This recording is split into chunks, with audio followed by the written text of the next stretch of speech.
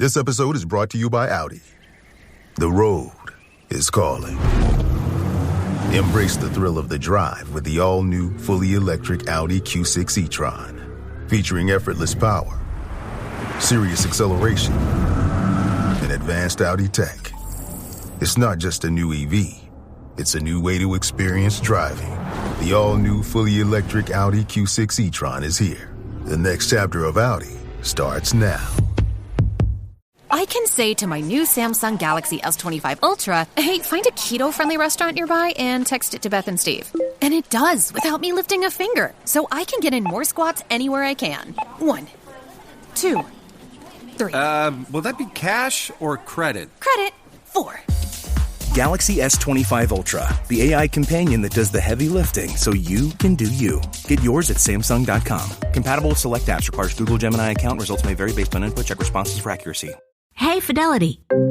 What's it cost to invest with the Fidelity app? Start with as little as $1 with no account fees or trade commissions on U.S. stocks and ETFs. That's music to my ears. I can only talk. Investing involves risk, including risk of loss. Zero account fees apply to retail brokerage accounts only. Sell order assessment fee not included. A limited number of ETFs are subject to a transaction-based service fee of $100. See full list at fidelity.com/commissions. Fidelity Brokerage Services, LLC, member NYSE, SIPC. This episode is brought to you by Dragon Ball Legends, the mobile fighting game. Dragon Ball Legends is the first card-based fighting mobile game based on the widely popular Dragon Ball anime series. This impressive game, based on the adventures of the Dragon Ball characters, has high-quality 3D graphics and authentic voice acting. Relive your favorite moments and fight scenes with epic cinematic. From Kid Goku to Beerus, you can collect and train all your favorite characters. The game allows you to collect them all, from all Dragon Ball sagas, including Dragon Ball Super. Fight with Goku, add him to your team, and use the intuitive controls to battle players around the world in friendly matches. Challenge your friends, compete in leagues to rank up the leaderboard, and defeat powerful foes in co-op. Are you ready to become a legend? Download Dragon Ball Legends for free on iOS or Android. You're listening to the Animation Addicts Podcast, episode 300. The 300th episode spectacular. Spectacular!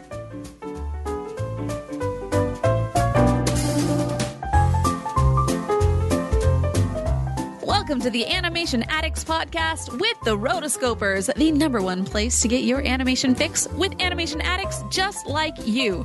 Each episode, we dive into the wonderful world of animation featuring Disney, DreamWorks, Pixar, and everything in between. From hilarious discussions and movie reviews to interviews with industry insiders, this show's mission is to brighten your day through our love of animation. So hop on your nerdy couch, grab some snacks, and get ready to hang out with your animation besties because it's time to dive into today's episode. Hey there, animation addicts. I'm Morgan Stradling. And I'm Chelsea Robson. And we are here. It is the big day, the 300th episode spectacular. Woo! When I called it I feel like I was only thinking of The Simpsons when they did their 138th episode spectacular. Oh, gosh. Good old Simpsons. Hi, I'm Troy McClure from such films as... Hi, I'm Chelsea Robson. You may remember me from such episodes as... Now with more product placement. Now with excellent product placement. So this is a fun one. 300 episodes. So we are 12 years into this, which is astounding, to be honest. And it's just funny. I think back and I'm like, there's lots of shows that have come out. Podcasting has totally... Oh, man. The world is totally different now. I feel like we were on the cusp, not like the beginning. They show that curve of early adopters. Yes. And, the early adopters were the people who were podcasting in 2004, right? Oh, right. The people, like when my very first podcast in 2005, when I had an iPod, I would download Pottercast and I would listen to it walking to university. I just thought it was the great. So there was the innovators. Those are that's the innovators. The innovators are the 2004, 2005 podcasters that really had to figure out what they were doing to record, host, upload, syndicate. Yes. Then there were early adopters. Well, not just the syndication part of that.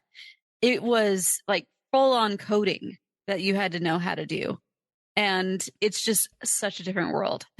I remember right. Like understanding like an RSS feed and all that. Like obviously that's still an important thing, but it's so automated now. Yeah. So then there's the early adopters, and that's as the curve is climbing up. And then there's early majority, late majority, and laggards. I think right now in the podcasting life cycle, we are probably in the late majority to laggards stage. Yeah. Where the joke is everybody has a podcast. So if you can say everybody has a podcast, you're a laggard. Okay. Like that's where we're at. I think we were probably somewhere between early adopters and early majority. We were in 2012. It wasn't unheard of to have podcasts. But I think it was an early adopter because we were still explaining. Yeah. Especially to people over a certain give age. us that. Yeah. Right. Okay. We were Yeah. still explaining and people were still giving us these. In the world are you talking about? Yes. I remember. Oh, and also when we went to the podcasting awards, how so few people Yes. were actually there. And Yes. and it was the same people every year that were kind of getting nominated. And we met Lou Mangello and we're like, oh, hey, because we were like one of the only people that talked about anything close to his subject. And Totally. Yes. And it was just like, it's so crazy how it is completely a different world. Yeah. It's awesome. Yeah. And the podcast awards are a thing of a bygone era. They kind of went bankrupt and belly up, and there was a whole bunch of drama with that. And so, then there's been some other awards that have picked up, but now the problem, like we used to chart on the podcast charts. Right. And because we are super niche, I mean, that was awesome because like animation is not ever going to, especially animation for, young adults and whatnot. It will never be this mainstream thing, to the extent that Disney as a big overarching umbrella is, or just even some of these podcasts now where it's like a girl on The Bachelor who has 500,000 fans who just want to listen to her talk about her life. Like it's a different world, so now we don't chart at all. Like maybe in a very film reviews, like a sub Yes. genre. But when I go and I look at the TV and film category, which is such a broad category as is, if we made top 10, top 20, like that was an amazing day because we were up against some pretty big names, but we still had a chance. And now I look at it and it's just all basically influencers that have a podcast that just talk about it. And that's what it is. Or just really high level movie podcasts, that obviously have grown. And I'm not downplaying anyone's podcast because podcasting is very difficult. Yes. And especially to gain like a huge platform, it's a lot of work. And now the video podcasting is a big deal. And we did try to do that back in the day with, we were just a little too early. We were too early and the technology wasn't there and we got really frustrated with it. And then, doing it to YouTube, it kind of like messes with your YouTube channel. You have to have like either a separate podcast channel for that. If you want to put your full episodes, because then if you have they've changed it now. Like it is different now. The live streaming, you can have a live stream and that's not going to ding you. But they also have a podcasting tab for creators as well. Oh, interesting. Yeah. So YouTube has been like, oh, okay, well, we're not going to punish you for being innovative. Which is funny because YouTube as a platform has really tried to be this. They've tried to copy TikTok. Same with Instagram. They're this is great. This is where all the youths are. And so we're going to do it. We're going to be short form too. But it's like you don't understand your market and your core competency that makes you great. And YouTube was always this long form video, and long form is in quotes because at the time it was like a 8 to 10 minute video was considered long form. Right. But it's just been interesting as YouTube has changed and grown, these 20, 30 hour long videos from creators, or this, from the Jenny, I think her name was Jenny Nicholson girl who did the 4-hour breakdown of the Star Wars Galactic Star Cruiser Hotel and just how a complete disaster that was. It's an amazing video and it just continues to hit home and to show long form is for YouTube. YouTube is long form, and trying to shift away from it is just like kicking hour plus. It's kicking against the pricks. And so, going back to podcasting on YouTube, it is kind of a better fit. And the marketplace has evolved where they're realizing it, but at the same time, they're not, because they haven't totally gone away with shorts. I really wish they would, because anytime I'm on there and like shorts are in the middle of my search feed or whatever I'm looking for, and I'm like, get out of here. Right. And then like you accidentally click and you're like, okay, this is interesting, but this is just like garbage, like popcorn sort of content. Right. Like little tidbits and facts and trivia. And there's still things that I feel like YouTube really needs help with their algorithm. But once again, I just feel like they're not wanting to, like, they had an idea that they really wanted to be the Netflix of the internet. Like they wanted to take on Netflix and have just normal, really narrowing in on the types of content they wanted to pay, and also banning those that they didn't want to pay. So like they just were really trying to do one thing, but it's like, that's not what the user face wants to use it for. And everybody's found kind of, you found your niche, and TikTok has its niche. Instagram has their thing where they're trying to be TikTok, but also not do pictures. But I don't know, they used to do pictures. So it's like, if everybody would have like just stuck with their own thing, I think it would have been better. But the marketplace would have been better for sure. And what's interesting with TikTok is that people will, get huge on TikTok and have millions of followers. But then when people are talking about TikToks, they're like, oh, did you see that TikTok person's talking about blah, blah, blah. But there's no connection to the actual creator for the most part when it comes to just general viral content. Soul's doing great. So go Soul. Yes. Our patron Soul, the best. But there are obviously creators out there that do, but from even the creators that have a following, they're really trying to push them back to these other platforms where it's a little bit easier to monetize. It's a little bit more control over your audience, rather than just like the Russian roulette of, whose content am I going to see today? So yeah, I do see a lot of TikTokers going back to YouTube and doing the long form there. Okay, so talking about podcasting, like what are you girls doing? Why are you talking about YouTube? This? Well, we have a YouTube channel, and I think we did, we've always done a really I can't say good job, but we did try to make. We tried, Yvota. No one can say we didn't try. It's so hard, but we did. I always kind of prided myself in having each of the different channels be something different. But when you try to do that at the same time, like it just gets really overwhelming. Like your Instagram is going to be one thing, and then your Twitter, and then YouTube. But YouTube was always different sort of videos, so you knew that if you came, we weren't going to be. If you listen to the podcast, the YouTube channel was going to provide you something a little different. And I still, I talk to Chelsea about this all the time. And when the stars align, it's going to happen, where I do want to do like a weekly live stream, just talking to the fans, talking to the listeners, talking about general topical animation topics, whether it's a news story or just like a sort of like a nerdy couch discussion, maybe related to a current event. And then, taking that and breaking it up into little videos that, then can get traction on their own, as a topic. So that's my goal. I know I've been telling Chelsea this for a long time. So she's like, okay, sure. I'll believe it when I hear it. But yes, that is what I would like. We both have stuff, and my life has changed quite a bit in the last couple of years. And so I may not have kids, but I had a lot of responsibility for a while, and now I'm like a little bit freer. So I'm like, oh, okay, let's figure out new situations going on. Yeah. So it's interesting how both of us, as we've gone through the 12 years, how we've kind of we've always just at least held on to the podcast. And so even though we have had moments where we've gone on hiatus, I think is that even a thing?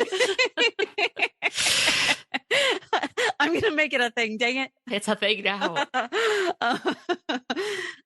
Even though we've taken some breaks here and there, I feel like, she and I, we've always enjoyed our time together doing this. And so that's the thing, that you got to continue to enjoy it in order to get it going and keep it going. And, it's a game, and we would like to play it. We're just waiting. We're just figuring stuff out as we go. Yeah. So going back to the podcast, here we are, 300 episodes, which is a great accomplishment. We've always said, so they say, the statistic when we first started podcasting is most podcasts only make it to episode 7. I'd be curious to see, what the modern version of that is, if it's changed or if it's really kind of consistent at 7 episodes. But I kind of feel bad for the podcast because we could have had 300 episodes long ago, probably for sure. 5 years ago, 6 years ago, because initially we had much longer episodes. They were just like this whole, it was an event, if you will, where you had like an intro, we were chit-chatting, and then we would do the nerdy couch discussion. That would be a half an hour, and then we'd have the full movie review. And since there's 3 of us, and I always say, like, every person you add to the podcast adds 30 minutes. So with you, me, and Mason, it was about an hour and a half discussion for the movie because we all had things we wanted to say, and so if we would have from the very beginning broken up the nerdy couch discussion, or we did a news segment for the first, that was very short, for the first few months we had news, I feel like we could have still tried recorded to do like a separate episodes or separate whole things of just news and like the 60-second. I don't know. There was a time where that was for patrons only. Yes, I was doing double duty on news episodes, and it was like, holy smokes, this is too much. Yeah, so it would have, we could have, since we're already recording, it's just batching, and then you just kind of break it up into multiple episodes, and there really would have been no extra effort recording. But alas, here we are now, and we are doing these other episodes, and we're getting our minutes in, if you will. So I'm just glad to be back. I love recording. I love talking about animated movies. I love listening to the fans and their feedback, and just the animation industry has changed so much over 12 years. Here we are. Last episode we talked about Inside Out 2, and we made this prediction. I'm like, it will make definitely 600 million worldwide. Probably 700 is where it was going. And now at this point, it's only been out like it's just 10 days and it's already hit 720. It's like, holy smokes. Yeah, it's going to hit 1 billion. There is no question about it. And let's see where it's at currently. It's so hard. It's like, okay, should I look at the one from 9 hours ago, or should I go to usually if you go to the Wikipedia page, like as something's new and fresh, like they continually like to update those numbers because they're really updated daily. It says 729, so you were right on the money. 729 in just a few days, basically less than 2 weeks, which is amazing. And I'm really happy for Pixar because, like we said, they needed this win. But at the same time, I'm like, oh no, this is teaching them the wrong lesson. No, I don't think so. I think that they did learn their lesson, and the lesson of sequels. Oh, well, which was kind of inevitable for the studio at this point. That lesson is never going to be learned. But at least it's not like at least they're not throwing frying pans at my face. Like, that's all I care about. Yes. Well, they listened in the fact that, like, let's make a normal movie that most people can relate to, and just go and be an escape from the world that is so political now, and no one wants it. Like, just right. Let us chill. Like, can I go to a movie and just have a good time? And that's what it was. And I'm just thrilled for them. And I'm happy. It's going to be interesting with Despicable Me 2, or excuse me, 4.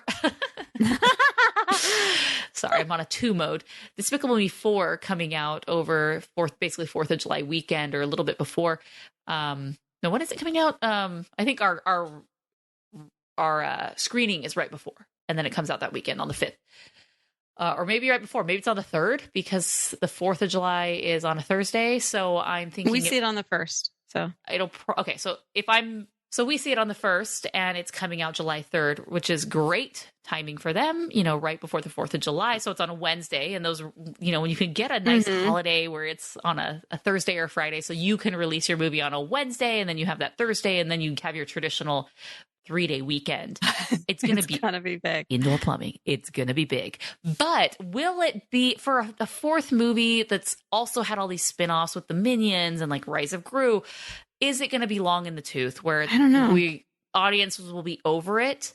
Whereas Inside Out 2 was somewhat fresher comparatively, right? Just because it's a 2nd compared to like a 7th, right? So that'll be interesting. I'll be interested to see how well this does. Let's look to see what the last few. I feel like it'll do okay because it was enough of its own thing, and I think Rise of Gru was enough of its own thing. I the consistency. So Rise of Gru did 940 million. Okay. Totally fine. Regular Minions did 1.16 billion, excuse me. And okay, first Despicable Me, I mean, that's like ancient history, 543 million, like 14 years ago. The most recent one was Despicable Me 3, which also came out on July 3rd. So they really have picked this, they like love this date, 971 million. But that's Despicable Me 2. Where's 3? 3 was June 30th. So probably the holidays didn't align as they wanted, but a billion, just barely over a billion. So this has been consistent. This is a cash cow. It's probably going to do $1 billion just because now people are kind of in the habit of seeing movies again. Garfield hasn't done that great. It's done okay, I understand but why. it wasn't doing, It was boring. but it was cheaply made. It was so... Yeah, I'm trying to see like Garfield 2024. There we go. It was good for them. It's done 230 million on a $60 million budget, which that's the way to do it nowadays. So that way you don't have to rely on the $1 billion box office. However, I mean, it was just kind of, which we will talk about this. Chelsea's seen it. I've seen it. Yeah, so maybe we'll do it at some point. You know, it's already been out maybe 2 months by the time this episode will come out. But everything was so safe there, which is like my mini review. But everything was so safe. It was just like Chris Pratt again, but he wasn't playing like your grumpy. Garfield wasn't grumpy. Garfield was just like, hey, I'm a normal dude and I'm Chris Pratt voice. And I don't know. It was good. It was fine, but they tried to play the comic. But at the same time, like he's not a Garfield. Like Chris Pratt is not a Garfield voice. Like he's much more of the happy-go-lucky dude, and Garfield is not that. Mm-hmm. And he's the I hate Mondays and the. My kids enjoyed it. So okay. We'll talk. No spoilers, Chelsea. Okay, we got to save it for the episode. So, guys, make sure to subscribe, follow if you're on Apple Podcasts, Spotify. It's so funny. I'm like, thinking back in the day, like all these other, like make sure on Stitcher. Now I would never mention Stitcher. Like whatever. I would say check us out on Apple, Spotify, and wherever else like random pod thing that you want to do. But they're on everything. It's Spotify is, kind of become smartly. They've done really well. Yeah, just a place to come for podcasts, and they made a big bet with Joe Rogan. Well, and yes, with him, but also it's way cheaper for them because they're not paying any of the podcasters. No, they're just a host, and it just keeps people on their platform, and they hope that once you're done, you're going to listen to more. You're going to start listening to some music, or maybe they'll throw. Yeah, no, they would rather you not listen to music. They would rather you listen to the podcast because they don't have to pay you for the podcast. They pay the musicians. Well, I know, for but the if you music. listen to music, then you get ads in between if you're not on Spotify Premium. Yeah. So, right. Lowe's knows what makes SpringFest savings even better are member-only doorbuster deals. Right now, rewards members can save $40 on an Allen & Roth Chesler Gold faucet. Was $99, now $59. Plus, save $110 on a Cobalt 40-volt battery trimmer and blower combo kit. Was $279, now $169. Lowe's, we help, you save. Valid through 3/24 while supplies last. Program subject to terms and conditions. Details at lowes.com/terms. Subject to change.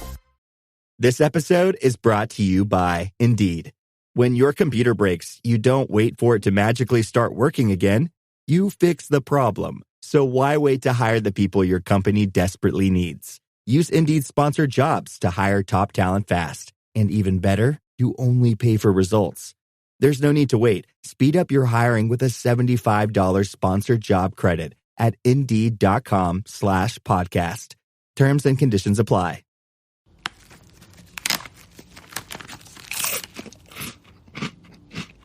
Uh-oh, the last cookie. You can get a new box of cookies in as fast as an hour with Walmart Express Delivery.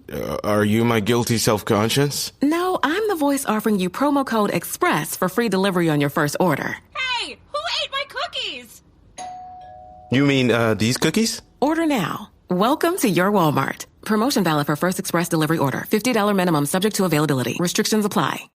Okay, so we have some voicemails. Is there anything? We'll listen to some voicemails. We've been touting this for such a long time, and we have some good ones. So we're going to listen to those, and then we'll have some grab bag topics at the end if we still want. But yeah, this is fun. So let's go ahead. We're going to play our first one a very brief one, but so fun. Hi, this is Haley. And Lennon.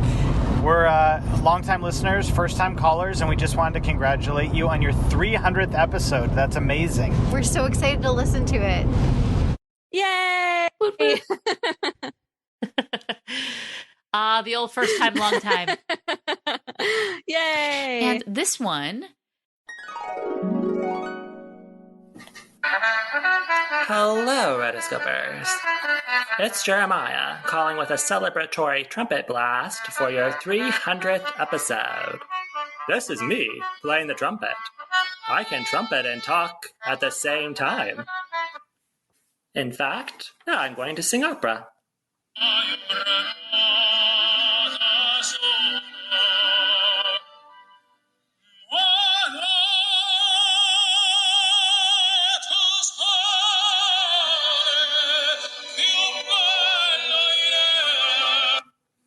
Actually, that was Bocelli. But in any case, thank you so much for 300 episodes. If every episode was only an hour, that would still be 12 and a half days of recording. And you not only record, you also edit. You do all this crazy behind-the-scenes stuff. You occasionally post on the Rotoscopers website and the YouTube channel. And that is how I discovered you, through your Norm of the North YouTube review. So something good came out of Norm of the North. In any case, thank you for 12 years. Thank you for 300 episodes. I can't wait for what the future holds. Group hug. And that definitely includes you, Mason, if you're listening. And yeah, thanks, guys. That's all for now. Bye. Yay! Jeremiah, thank you so much for sending that voicemail. It really, that was perfect. Perfection right there. And this one, we have not done migration. Am I correct? Correct. Okay. So I don't know if we're going to do migration anytime soon. So we have an email. I did watch it though, so we can... Yeah, I watched it. You watched it. So I guess we'll add it to the list. Why not? But then really there's, like I say, there's so many. How about we just talk about it? Yes, that's what I was thinking. Like eventually maybe we will do migration. However, in the meantime, this will be our mini review. So here is. Okay. Here it goes. Hi, Rotoscopers. Jazz VNA is back with a response to your comment on migration. I got to see the film early this year and I was pleasantly surprised. It was a breath of fresh air compared to Illumination's usual movies. They toned down the potty humor, and there's only 2 obligatory pop songs, with its ending featuring one I wasn't familiar with. Gwen Mallard is my favorite character, and she steals every scene that she is in. In case you don't know, I must warn you that Awkwafina plays a pigeon named Chump, but she only has a minor supporting role. If I were to rank the Illumination movies, which I plan to do soon, Migration would likely be in my top 5, giving it either 4.5 or 5 stars. Oh, wow. I want to say that Mario is my number 1, but my view is biased because I'm a Nintendo gamer myself. With that said, I am concerned over Sony's upcoming Zelda movie because it's my favorite franchise of theirs. They're turning to another studio other than Universal and plan to make it live action in contrast to animation. I could ramble on about this, but I'll stop here. P.S. I will be sending in a couple voicemails for your next Imaginary Party episode, and they will be about my latest DreamWorks binge and my views over their recent films. Have a magical day. Bye. Yay. Bye-bye. I love Jazz DNA. Like, one thing I love about her is when she sends all of these reviews in, like, you can tell that she's gone ahead and like written it out and like, this is my review and I love it. And I'm so impressed with you. And like, she's so great. So thank you, Jazzine, for sending us that review of The Mallards. Okay. So I watched this movie on the flight over to Germany, and it was just one of those many movies that you watch on a 10-hour flight. I would not give it so high of a score. It's kind of like a Finding Nemo, except like they're not trying to find Nemo. They're just trying to like get somewhere. It's it's like a road trip movie, but in the sense that the dad is trying to overcome his fears and teaching his kids to through him doing it. And so I liked the messages of that. I felt like they had a lot of interesting parts. I don't know. I wouldn't watch it again. unless we were actually doing an episode on it. I would give it more of like a 2.5. It wasn't something that I was all that into, but knowing that Jazz DNA came in with a 4.5 out of 5, I'm like, holy smokes, that's really good. Maybe I should look at it differently. What about you?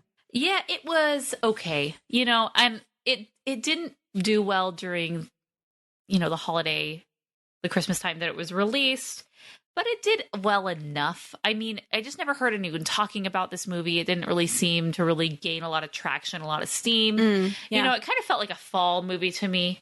Not that movies necessarily have to be, but I feel like there's a lot of synergy in certain movies being released at certain times. Like, for example, Haunted Mansion. I really felt like they should have released that late September, Why in October. the world did they? I feel like I heard rumors that it's because they wanted it to drop on Disney Plus during October. Gosh. Again, this like overemphasis of Disney Plus over like making money is Disney's MO right now. So back to Migration, I thought it was fine. Like, thinking back, we did see it a little during Christmas break. And now I'm kind of kicking myself because for summer movies, you can buy a pack of 8 movies for $8, or you can do a la carte and see them for $2. And Migration is one of those. And I'm like, shucks, could save a lot of money by seeing it during the summer, Yeah. But we won't be it's not one that's like, oh my gosh, we have to see it again. So we're passing that week, obviously.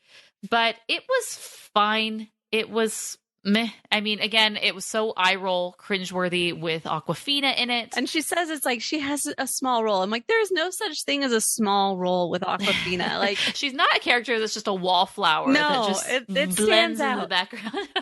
It's the French fries stuck in a pile of mashed potatoes. It's just going to stand out. Speaking of Awkwafina, there was a YouTuber, her name's Modern Girls, and I think she has over 1 million subscribers on YouTube. And we did the episode called the Awkwafina Effect, which basically we talked about voice actors and this like rise of the celebrity voice actor. We talk about Chris Pratt in there. And she does this episode where it's like literally the same thing. It's like, we need to stop casting Awkwafina in movies. And she's breaking down all of her roles and a lot more in depth. But such similar things about like the grating voice, that she's the same character every time. Like it doesn't match necessarily the character that is needed in the role. And then later at the end of it, she like does the male counterpart, which is the Chris Pratt. And I'm just like, oh my gosh, did she listen to our episode? Highly doubt it. But I just thought that was. But if you are listening to us, then please let us know. Hey, we can do a collab. Get us back on YouTube. Yeah. You could single-handedly put us back on YouTube. No, we're not like fishing for like hitching onto someone's wagon. We have our own wagon. Gosh dang it. But she could give us the kick that we need. Yes, it's true. Motivate us to get the job done. Yeah, but I just thought it was, very interesting because clearly the thought is going around, like, what in the Awkwafina is happening here?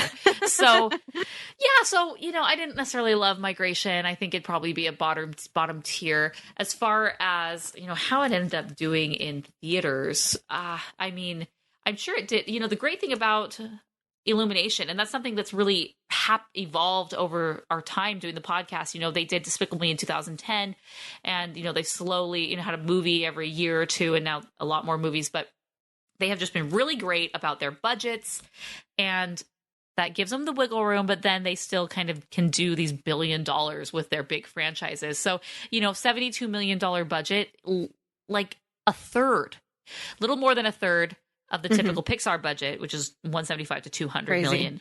For 72 million, they're able to get this done, and it did 298 million. So you cannot be disappointed in that. Yeah. That's a decent return on investment, and for a movie that's just, it's kind of original characters. So generally what happens was when you see the budget is what the studio spent to make it. Always include the marketing. And then also it doesn't include how much money they get from the percentage that they get from the. I know it's a whole thing as far as how they actually marketing, the breakdown between the studios, the studios and the theaters. Then different countries have different breakdowns. So, okay, how much did they actually make it? Yeah. I think it's safe to assume that they made money. Yeah. If not, broke even. Yeah. So that's what that's that. That's that. Okay, that's all I really have to say about that. I really don't have much more to say about it. Okay, so with that, let's go back to Jazz DNA. She sent in 3, and this one's on Kung Fu Panda 4, giving her thoughts on Kung Fu Panda 4. We did just do this, an episode on the podcast, so we'll just get her thoughts. Here is how I, Jazz DNA, think Kung Fu Panda 4 should have gone down. The third movie previously establishes that a spirit like Oogway could return to the mortal realm, using either his staff like Po, or through chi like Kai did. One day, Tai Lung, the snow leopard, manages to escape, only for the chameleon to take his powers first. Knowing her plan to summon more spirits with Oogway's staff, he has no choice but to turn to Po and fight alongside him. Shifu and Li Shan also accompany the warriors to Juniper City. Since he is a fan favorite of the 4 villains, I want Tai Lung to have a redemption arc, which would make his respect for Po more rewarding than forced or random. Focusing more on Po's journey as spiritual leader, he teaches that one way to achieve inner peace is by forgiving those who wronged you. Tai Lung must forgive Shifu for exiling him, while Li later shows mercy to Shen, the peacock, his wife's murderer. Sin, the fox, can still play a role as Chameleon's protege, but have her as an opposing force that tries to stop the group. In the Po pardons and mentors her and just not as a guided warrior. Idris or Tai Lung are worthier candidates. P.S. I forgot to clarify in the previous voicemail that my top 3 films are all 5 stars. Puss in Boots: The Last Wish is in 3rd place, Shrek 1 is my runner-up, and my number 1 DreamWorks movie is The Prince of Egypt. Have a magical day. Bye. Options for your top 3. Interesting. You know, she's a bit more generous with 5 stars than me. I am notoriously stingy with my 5 stars. Only a handful of films in the 300 episodes have ever received a 5 star. So I love what she did with that movie, though. Adding a redemption arc for people. Like, the fact is, like, Tai Lung did not have, like, why was he there? Why were any of them business there? being there other than like, hey, right? It's like, me? I guess we're here. It was so weird. And then like he kind of like gave props to Po. Like that just doesn't seem for no reason. I don't feel like in the afterlife, like in this universe, they like change their persona and they become these like holy beings, you know, where they've like realized the error of their ways. Like I feel like it's like, oh, you're still a villain, and like, yeah, you should have stayed that way. yeah. No, and I love how bringing in the whole forgiveness side of like, okay, these are truths that are hard to stomach for the human race. And that's why they work so well in movies and in storytelling, is because it's showing other people how they have gotten over their stuff. And being able to do that is a high mark. And so I'm just looking at the story in general with Kung Fu Panda. It was missing so many things. And yeah, I believe that what she said, like, really, really would have redeemed it. So add that to your redemption arc. Good job. Yeah, and shocking nonetheless, it's still the movie on an $85 million budget, which I'm wondering if this was co-produced in China. Typically, these movies are. Yeah. At least there was a period where they had this DreamWorks China division, which was, but I can't really see anything off top of the page. The Wikipedia is not showing that. This movie came out during, basically spring break, March, did $545 million for such a meh movie. I was pretty shocked when I, eventually heard that. That's ultimately where it ended up. And, so knowing, going into Inside Out, if I would have known like, oh, Kung Fu Panda, which was totally just like a meh, like no feels there. Yeah. Did $545 million. Inside Out 2 obviously is going to blow it out of the water, which we're seeing. Yes. It has, Inside Out 2 has more of the Pixar tug at your heartstrings, emotional, make you feel something. Whereas Kung Fu Panda was like, okay, that was something. So didn't love it, but the kids thought it was fun though. Jazz DNA did. No, she gave us her movie I like. That's true. She had her would have been much preferred version. Okay, so we're gonna hit the last one of hers where she's discussing DreamWorks. Here we go. Hi, Rotoscopers. It's Jazz again. Although Disney is my home base, I have recently binge-watched and ranked all 48 DreamWorks films. Here's a quick lightning round of reviews regarding the recent films. Number 3, Puss in Boots 2. When watching the two back-to-back, this is a 5-star movie compared to Disney's Wish. DreamWorks managed to make a tribute about the wishing star better than their rival company. Knowing the shared history of the studios, I found this ironic fact poetic. Yes. Number 10 and 11, Trolls 1 and 3. I would describe this franchise as the Aladdin of DreamWorks in the sense that the second film sucks, while the third one deals with family secrets and a royal wedding. Both 4 stars. 18, Kung Fu Panda 4. As much as I enjoy it as it is, this is the lowest of the franchise for me. I agree that we didn't need a successor storyline. I think it's too soon for that. But I did see that they were trying to draw parallels between Po and Shin regarding how they became Dragon Warriors. My next and final voicemail will be about what plot changes should have been made to make it impactful. 4 stars. 21, Orion and the Dark. This would be a better movie if they removed the bedtime story subplot and saved the reveal for the end, a la Boss Baby. 4 stars. 41, Boss Baby Family Business. So many retcons. 3 stars. 45, Ruby Gilman. DreamWorks handled the Magic Girl puberty storyline better than Pixar's Turning Red. Both films are cringy, yet this one is bad and good at the same time. 2.5 stars. P.S. In case if you were wondering, Prince of Egypt is my number 1 film, while Shrek being the runner-up. Bye. Ooh. I a lot of movies that they have done. She only hit the highlight reel. Yeah, the most recent ones. They really do. Yeah, that is one thing that I would like to, like, in theory, I would like to do this, is do a tier ranking of all of the DreamWorks films. That's just going to take a while to like do that. But I agree 100% that, I mean, the to be able to pull off a movie like Prince of Egypt on your first one was just a masterpiece. It really was so good. Mm-hmm, and mm-hmm. Well, was that their first, or was Ants their first? I'm pretty sure that one was their first, but look it up. I thought DreamWorks like rushed to get Ants in production, and then was quickly followed by film. Just like by 2 months, they had like multiple, you know, like obviously. Yeah, that was a weird one that they put in. How much did you make? A $60 million budget. This is crazy. This is in 1998. So 26 years ago. Yeah. And a $60 million budget, which is like... They did way more. 218 million, which is sad. I wish it would have done better, but it's their magnum opus. It is so good. I would like to do all the DreamWorks films, but then they have so many at this point where it's like you don't know what you're getting yourself into. It's just it's a whew, you know, thinking of like, oh, the first decade, you know. Yeah. You know, talking about, you know, like, oh, reviewing everything of a franchise. I have watched every single Swan Princess, which isn't that many. It's about 10, but they do have a new one in case we're ever. Oh, they two new ones from the last time. Wow, they did a double in the 2023. Swan Princess: A Fairy Tale is Born. Okay. Let's see what it's about.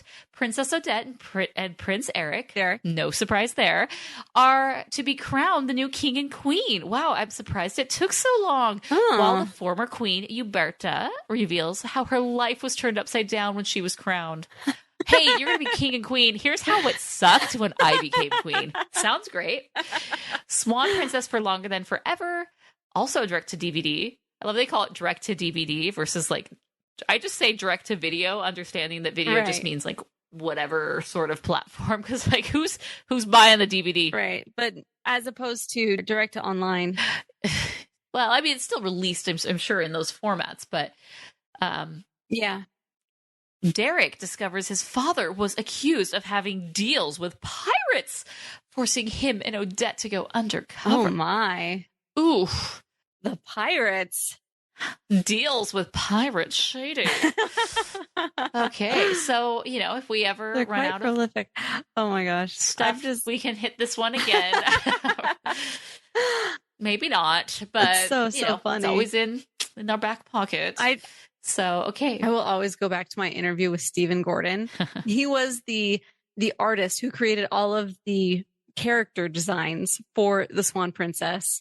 And I asked him, and we did Catch and Fire with him, and he was like, "You mean you do this with somebody who's not me?" I was so embarrassed. Oh, but it's like my favorite story now. He was just like, how you know, like, oh my gosh. Like, oh my gosh, nerd. Yeah. So, all right, we have one more, and we do have some text questions, but we will. Okay, let's do this. With that, Chelsea, here we go. From another Chelsea. Hi, my name is Chelsea, and I'm a big fan of your podcast. I hope it's not too late to do a voicemail for the voicemail episode. Nope. But I just wanted to send in a voicemail, say hi. My nerdy couch discussion question is, how do you think you would have reacted as a child to more modern day movies? Like, how would you have reacted to Frozen if you saw that movie when you were 5? Or what would you think of like Minions if they were around when you were like 7 or 8? That's just my question. Bye. Chelsea, excellent question. Excellent name. And I am also a fan of yours. So thank you. I think it's a great question. We've never been asked that before. And I've never even really considered that. Like, if I were a child, like, so the question now, if these modern movies were released in the 90s, or if we were children when these movies were released. I think what she's asking is if we were, for example, I always ask you, how did your kids like it? Because I like to get a gauge of, okay, what is a child's understanding or liking for a movie such as this? And I'd like to think of like such great taste in movies and would only like the best ones and would think everything else is crap at the age of 7. But obviously, says the person who loves Rockadoodle. Exactly my point. I think it's great too. So exactly my point. But I feel like, okay, what were the movies that she like? Frozen, Minions. Okay, Frozen. And even as an adult, I loved Frozen, like the original Frozen. Number 2 has issues, but original Frozen I liked. What was the other one? Like Minions, like the Minions, just them as characters or franchise. I would have liked them. Yeah, I would have thought that they were fun. I don't know if I would have I don't know. There was just something magical about the VHS player that you didn't have all that many options. Yes. And so you did have to rewatch things, and you were able to fully memorize movies where I don't think any of your kids will ever memorize a movie the way we did. Yeah, that is so true. Like, you had so many movies. Like, I remember we had 2 layers. We had a cabinet that had a top shelf and a bottom shelf. And then within the top shelf, there were like 2 layers of movies. I tried not to make it that way. You know, I'd like to really organize it so you could see everything when you opened up. But we just had so many, you know, we had to double stack. You can't have space. But even then, with all of those movies, Yes. I don't know. That was a lot of movies that I had. And I still feel like I watched them over and over and over and over again and really got to know all of them. I mean, I had to have been at least like 50, right? That were like my... Right. Obviously, there were some you had there. Like, you're like, watched it once or twice and you're like, why do we have this? But like, no, we never get rid of it. It's probably still in my mom's closet. You know what I mean? Oh, they're all still here. Yeah. I think I would like them, obviously. I mean, you think about how little girls and kids loved Frozen when it came out. It just definitely resonated with people. Yeah, I think I would like it just fine. You know, the interesting thing about being born during different times is everyone has this own view. It's like a holy glow. View of childhood. Like, everyone's view of childhood is totally different. People within the same era have similarities that hold them together, but like, my childhood is different than your childhood. Right. But like, as a whole, millennials like feel a certain way about things, right? And we all have Lion King, you know, and it's those today kind of movies is the 30th anniversary of Lion King. I Oh, congrats. And I hate it all at the same time. It's being re-released, which is smart for Disney, you know, pre Inside Out 2 numbers. They're like, we have to stop the hemorrhaging. Yes. So I might want to see it. I might want to take my kids, even though that's not a $2 movie one, but just because it's so classic and it's so good. And to see it in the big screen, like the original, and not the unholy, horrific thing that they tried to pretend was an animated movie. Yeah, the 3D, which still made just like a ton of money. Oh my gosh. But yeah, I feel like I'd like all these movies perfectly fine. You know, because there were lots of junky garbage movies that we all loved. Like, I just remember this like cat movie I don't even remember. It was like one of those 1970s movies that just happened to be a VHS recording from Please say TV. it was not Fritz the Cat. No. No. This 1970s cat movie, I'm like, oh no. Abort. I mean, abort. It could have been, oh gosh. It could have been an 80s thing. But it was like, it was just like a Boots the Cat kind of a thing. Like, I mean, it was a nothing show, but for whatever reason, because I had the VHS recording of it from a TV show, you know, it was like, I got to watch it again because I'll never see it. Like, it'll never be on television again, you know? And so I don't know, you had these little things that it's like, that wasn't that great of a movie, but at the same time, I feel like we just had such a hunger for anything at that time that it's like, there was a lot of things that we today would be like, I don't pass that. But then, I don't know, there are definitely movies that my nieces and nephews watched multiple times, and maybe they probably do have lots of things memorized about a movie or two, you know? But your nieces and nephews probably don't watch the Renaissance films over and over again. I don't think so. Like my kids, like I really have to force them. Really? On movie night. Like I want them to just sit through Beauty and the Beast and to love it. And like, it's like pulling teeth to like get them to agree to watch it. And they're not really interested. So I don't think we've ever really watched it. You know what I mean? And we watched Hunchback of Notre Dame the other day and they really loved that. So I'm like, okay, we're like, maybe there's like the age where they can appreciate these films more, because Hunchback, like, oh gosh. Yeah. Yeah. They loved it though. They thought it was great, you know? So I'm like, okay, maybe now they're ready where we can like reintroduce, maybe they were too little. I don't know. Yeah. But it's just funny. It was just really funny that like what? But this is the best. This is gold standard, people. Yes.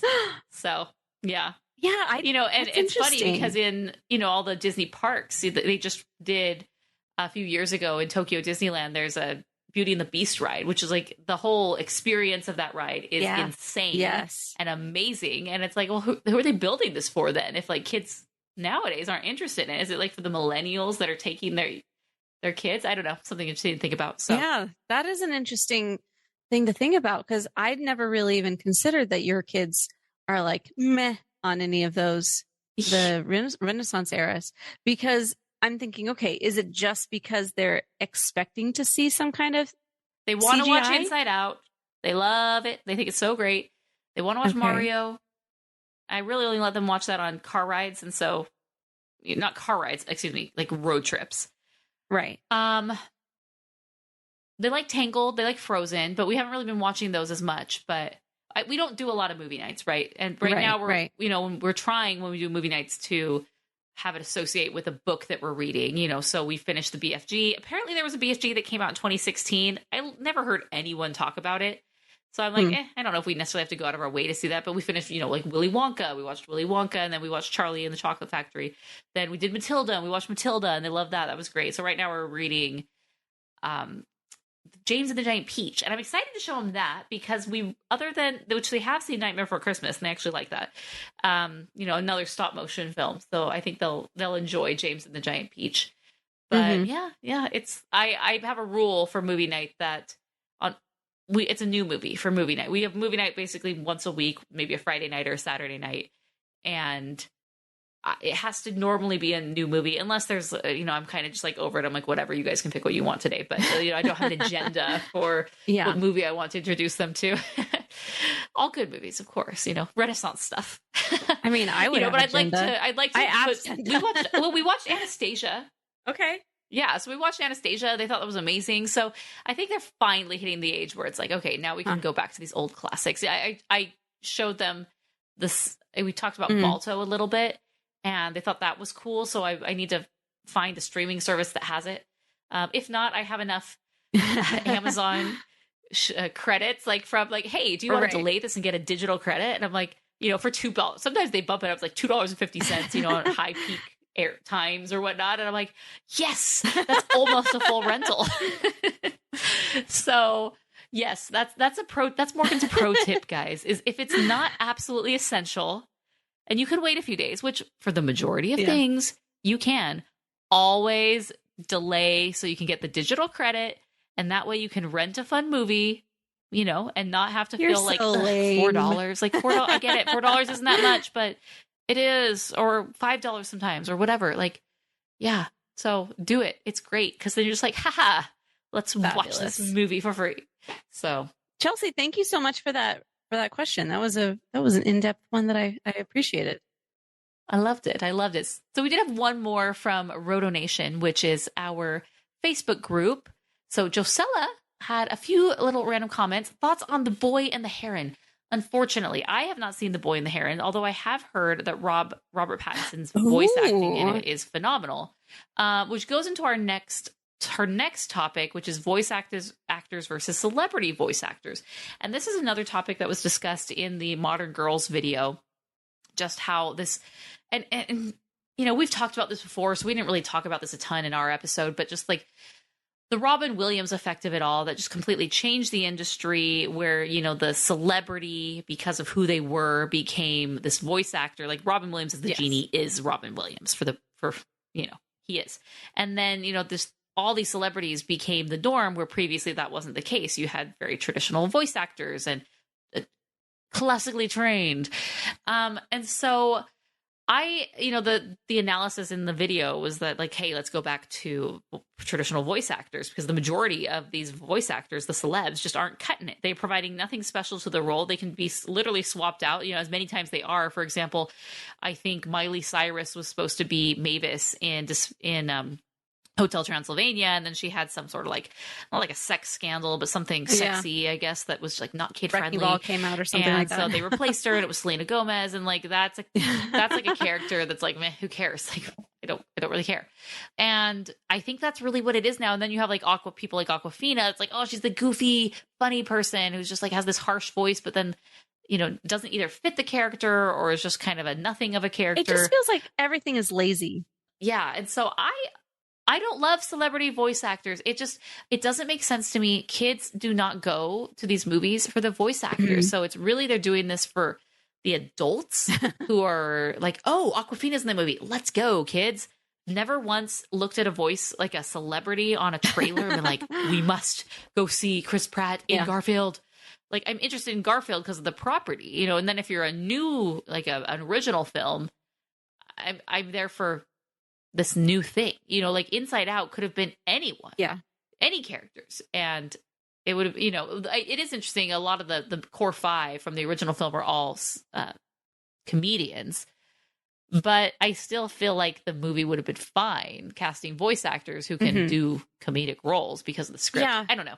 I would love to go back to voice actors because it could help with the bloat of the budgets and just lay off it, celebrities. Like, let the pros do what they're best at. I think you could get so much more range and dynamics, and just a better product. I think there's exceptions, like incredibly specific voices that could work, right? But as a whole, I don't like, if I had an animation studio, my first thing would not be like, okay, for when we have a script and everything, who can we cast in this? It would be, okay, let's put a casting call out for like voice actors and go from there, because this is not important to me.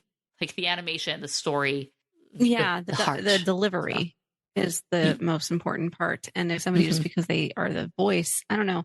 It depends on the person. It depends. Like, for example, if you were to throw in an influencer and you have a very loyal audience of several million people, and then you do a thing, then people go and watch the thing because they like you.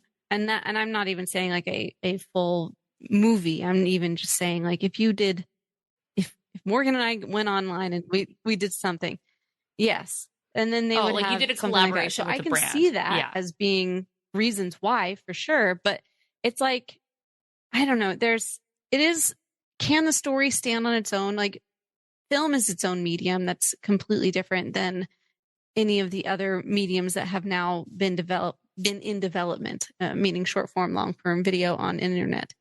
And I can't wait for the day when the younger generations realize all of the art and go back to the art of it all, as opposed to, for whatever reason, our generation, the millennial generation, just decided like they're done with stuff. And so we'll kind of create something else and rehash what we've already done. So Gen Z, Gen Alpha, it's up to you. Mm-hmm.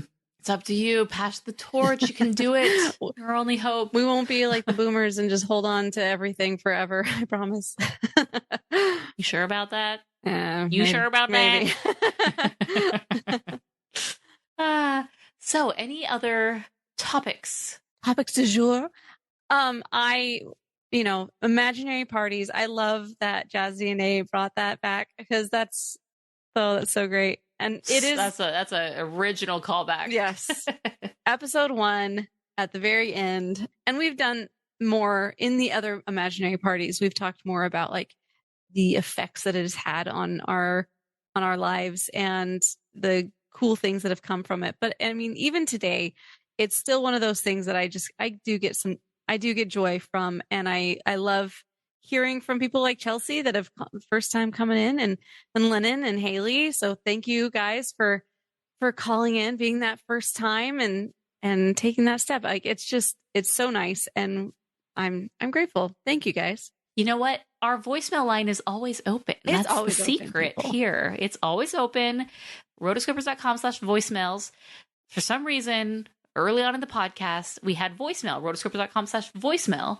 And something happened with our rerouting link that it just got lost in the abyss. Now, if you go to rotoscopers.com/voicemail, it just 404s you. And I have tried to fix it and eventually I just gave up. And, we changed it to voicemails. And 406-646-6575. A little Easter egg for you. The 6575 on your rotary phone spells roto. So fun times. No one would be like calling that, but that's like old school. Like when you're like, oh, cool, it spells something cool, super memorable. Like I know when you call on your phone, if you go to your keypad, it does show the letters there. But it's not a thing anymore. It's not. Yeah, no. Like people don't really need to they don't memorize phone numbers like they used to. But yeah, it's always. Well, and the 9-pad is not a thing anymore. Right. I mean, it is like digitally.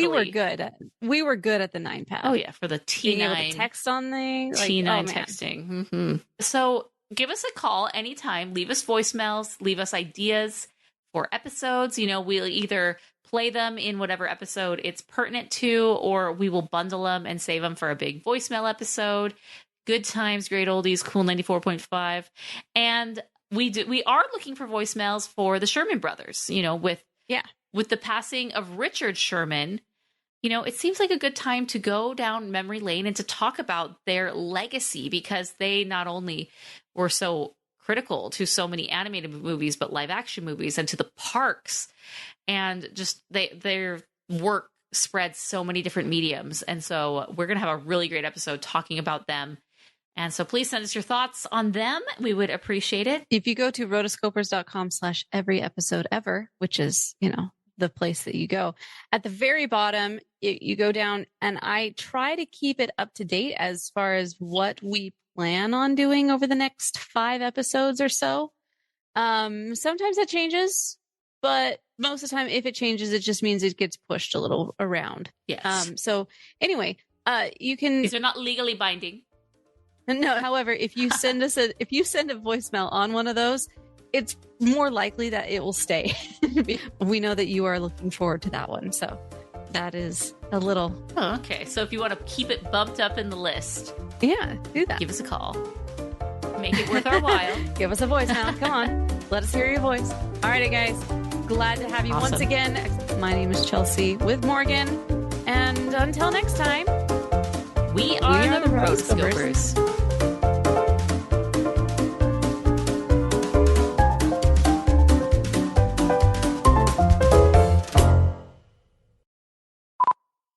Good times, great oldies. I've said that joke so many times on the podcast. I'm sure it's getting old. The thing is, nobody that didn't grow up in Arizona knows what that is. For sure, but you know that it's clearly a radio station. Yeah. Sort of. It actually, they heard other people quote it for their version of their oldie station. I wouldn't be surprised. Yeah.